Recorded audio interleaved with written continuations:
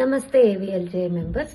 ಇವತ್ತಿನ ಟಾಪಿಕ್ ಬಂದ್ಬಿಟ್ಟು ನಾಗರ ಪಂಚಮಿ ಹಬ್ಬ. ಇವತ್ತಿನ ಟಾಪಿಕ್ ಅಲ್ಲಿ ನಾವು ಏನ್ ತಿಳ್ಕೊತೀವಿ ಅಂದ್ರೆ ನಾಗರ ಪಂಚಮಿ ಹಬ್ಬನ ಹೇಗೆ ಆಚರಿಸ್ತೀವಿ, ಏನಕ್ಕೆ ಆಚರಿಸ್ತೀವಿ ಅಂತ ತಿಳ್ಕೊಳ್ಳೋಣ.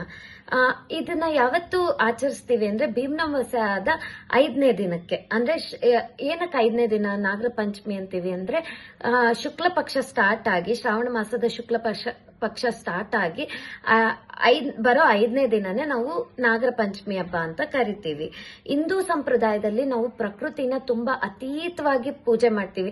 ಹೇಗೆ ಅಂದ್ರೆ ಯಾವುದೇ ಒಂದು ಪ್ರಾಣಿ ಆಗಿರ್ಬೋದು, ಮರ ಆಗಿರ್ಬೋದು, ಅಂದ್ರೆ ಎಕ್ಸಾಂಪಲ್ ಹಸು, ಮರಗಳನ್ನ, ಹಾಗೆ ಹುತ್ತ, ಹಾವಾಗಿರ್ಬೋದು, ಇದನ್ನ ಎಲ್ಲ ನಮ್ಮ ಹಿಂದೂ ಸಂಪ್ರದಾಯದಲ್ಲಿ ಪ್ರಕೃತಿನ ತುಂಬಾ ಅತೀತವಾಗಿ ಆಚರಣೆ ಮಾಡ್ತೀವಿ. ಅದೇ ತರ ನಾಗರ ದೇವತೆಯನ್ನ ಆರಾಧನೆ ಮಾಡುವಂತ ದಿನನೇ ಈ ನಾಗರ ಪಂಚಮಿ ಹಬ್ಬ. ನಾಗರ ದೇವತೆಯನ್ನ ನಾವು 12 ರೂಪದಲ್ಲಿ ಆರಾಧಿಸ್ತೀವಿ. ನಾವು ಯಾವುದೇ ರೂಪದಲ್ಲಿ ಆರಾಧಿಸಿದ್ರು ಅದ್ರ ಬೆನಿಫಿಟ್ಸ್ ನಮ್ಗೆ ಸಿಗತ್ತೆ ಅಂತ ಹೇಳ್ತಾರೆ. ಕಾರ್ಕೋಟಕ ದೋಷ ಇರೋರ್ಗೆ ಈ ಹಬ್ಬನ ಆಚರಿಸೋದ್ರಿಂದ ಕಾರ್ಕೋಟಕ ದೋಷ ನಿವಾರಣೆ ಆಗತ್ತೆ ಅಂತ ಹೇಳ್ತಾರೆ. ಹಾಗೆ ನಾಗರ ದೋಷ ಕೂಡ ಪರಿಹಾರ ಆಗತ್ತೆ ಈ ಹಬ್ಬದ ದಿನ. ನಾಗರ ಪಂಚಮಿನ ಆಚರಿಸೋದ್ರಿಂದ ನಾಗರ ದೋಷ ಕೂಡ ಪರಿಹಾರ ಆಗತ್ತೆ.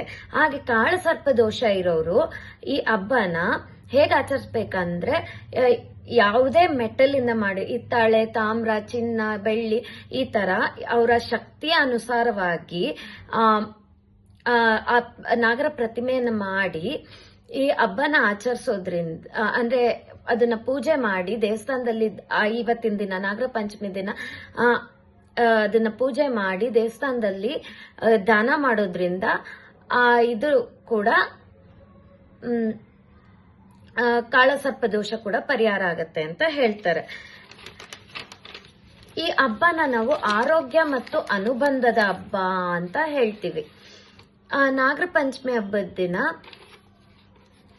ನಾವು ನಾಗರ ಕಲ್ಲಿಗಾಗಿರ್ಬೋದು ಅಥವಾ ಹುತ್ತಕ್ಕೆ ನಾವು ಪೂಜೆ ಮಾಡ್ತೀವಿ.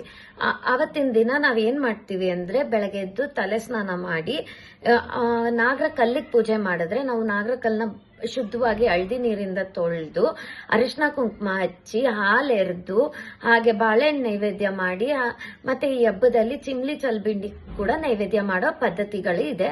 ಅದು ಅವರ ಮನೆಯ ಪದ್ಧತಿ ಪ್ರಕಾರ ನಡೆಯುತ್ತೆ. ಸೊ ಈ ತರ ನೈವೇದ್ಯ ಮಾಡಿ ಪೂಜೆ ಮಾಡ್ತಾರೆ. ಹಾಗೆ ಈ ಹಬ್ಬದ ದಿನ ಅಡಿಗೆ ಏನಪ್ಪ ಮಾಡ್ತಾರೆ ಮನೆಯಲ್ಲಿ ಅಂದ್ರೆ, ಅವತ್ತಿನ ದಿನ ಮನೆಯಲ್ಲಿ ಒಲೆಯಲ್ಲಿ ಯಾವುದೇ ರೀತಿಯಾದ ಕರ್ದ ಪದಾರ್ಥಗಳನ್ನ ಮಾಡಲ್ಲ. ಯಾಕಂದ್ರೆ ನಾಗರ ದೇವತೆಗೆ ಕರ್ದಾಗ ಹೊಗೆ ಬರುತ್ತೆ. ಸೊ ನಾಗರ ದೇವತೆಗೆ ನಾವು ಹೊಗೆ ಹಾಕ್ದಂಗ ಆಗತ್ತೆ ಅಂತ ಹೇಳಿ ನಾವು ಅವತ್ತಿನ ದಿನ ಕರಿದ ಪದಾರ್ಥಗಳನ್ನ ಏನು ಕೂಡ ಮಾಡಲ್ಲ.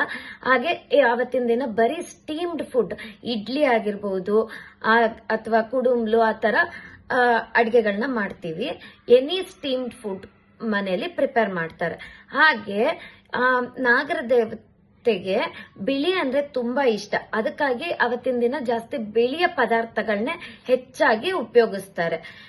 ಈ ಹಬ್ಬನ ಕುಟುಂಬದ ಆರೋಗ್ಯ, ಕ್ಷೇಮ, ಸಂತಾನ, ಐಶ್ವರ್ಯ ಮತ್ತು ಸಮೃದ್ಧಿಗಾಗಿ ನಾಗರ ದೇವತೆಯಲ್ಲಿ ಪ್ರಾರ್ಥಿಸುವಂತ ಹಬ್ಬ ಇದು. ಹಾಗೆ ನಾಗರ ಪಂಚಮಿ ದಿನ ಅನುಬಂಧದ ಹಬ್ಬ ಅಂತ ಹೇಳಿದ್ವಿ ಈ ಹಿಂದೆ. ಆ ಅನುಬಂಧದ ಹಬ್ಬನ ನಾವು ಒಡ ಹುಟ್ಟಿದವರ ಹಬ್ಬ. ಮತ್ತೆ ಈಗ ರಕ್ಷಾಬಂಧನ್ ಅಂತ ಏನ್ ಹೇಳ್ತೀವೋ ಅವತ್ತಿನ ದಿನ ಅಣ್ಣ ತಮ್ಮಂದಿರಿಗೆ ರಾಖಿ ಕಟ್ಟೋದಾಗಿರ್ಬೋದು, ಆರತಿ ಮಾಡೋದಾಗ್ಬೋದು ಮಾಡ್ತಾರೆ ಕೆಲವ್ರ ಮನೆಯಲ್ಲಿ. ಸೊ ಇದನ್ನ ಒಡ ಹುಟ್ಟಿದವರ ಹಬ್ಬ ಅಂತ ಕರೀತಾರೆ. ಸಹೋದರಿಯರು ತಮ್ಮ ಸಹೋದರನ ಆರೋಗ್ಯ, ಐಶ್ವರ್ಯ, ಕ್ಷೇಮ ಮತ್ತು ಯಶಸ್ಸಿಗಾಗಿ ಪ್ರಾರ್ಥಿಸ್ತಾರೆ ನಾಗರ ದೇವತೆಯಲ್ಲಿ. ಈ ದಿನ ಅಣ್ಣನಿಗೆ ಇಲ್ಲ ತಮ್ಮನಿಗೆ ಹುತ್ತದ ಮಣ್ಣನ್ನು ಮತ್ತು ಅಕ್ಷತೆ ಕೊಟ್ಟು ಪೂಜೆ ಅಣ್ಣನಿಗೆ ಕೊಡ್ತಾರೆ. ಏನಕ್ಕೆ ಅಂದ್ರೆ ಆಯುರ, ಆರೋಗ್ಯ, ಕ್ಷೇಮ, ಸಮೃದ್ಧಿ ಮತ್ತು ರಕ್ಷಣೆಗಾಗಿ ನಾಗರ ದೇವರಲ್ಲಿ ಪ್ರಾರ್ಥಿಸಿ ಪವಿತ್ರವಾಗಿರ್ಲಿ ಅಂತ ಹೇಳಿ ಅವತ್ತಿನ ದಿನ ಅಣ್ಣ ತಮ್ಮಂದಿರಿಗೆ ಹುತ್ತದ ಮಣ್ಣಾಗಿರ್ಬೋದು ಹಾಗೆ ಅಕ್ಷತೆ ಕೊಟ್ಟು ಪ್ರಾರ್ಥನೆ ಮಾಡ್ತಾರೆ. ಮತ್ತೆ ಇದೇನಂದ್ರೆ ಅವತ್ತಿನ ದಿನ ಸಹೋದರನ್ಗೆ ಅರಿಶಿನ ಕುಂಕುಮ ಹಚ್ಚಿ ಆರತಿ ಮಾಡ್ತಾರೆ. ಕೆಲವರು ರಾಖಿ ಕಟ್ಟೋರು ರಾಖಿ ಕೂಡ ಕಟ್ತಾರೆ. ಸೊ ಮತ್ತೆ ಅಣ್ಣ ಆಗಿದ್ರೆ ಆಶೀರ್ವಾದ ಕೇಳ್ಕೊಂತಾರೆ. ಸೊ ಹೀಗೆ ಈ ಹಬ್ಬ ಬಂದಿದೆ. ಈ ರೀತಿಯಾಗಿ ನಾಗರ ಪಂಚಮಿ ಹಬ್ಬನ ಆಚರಿಸ್ತೀವಿ. Thank you.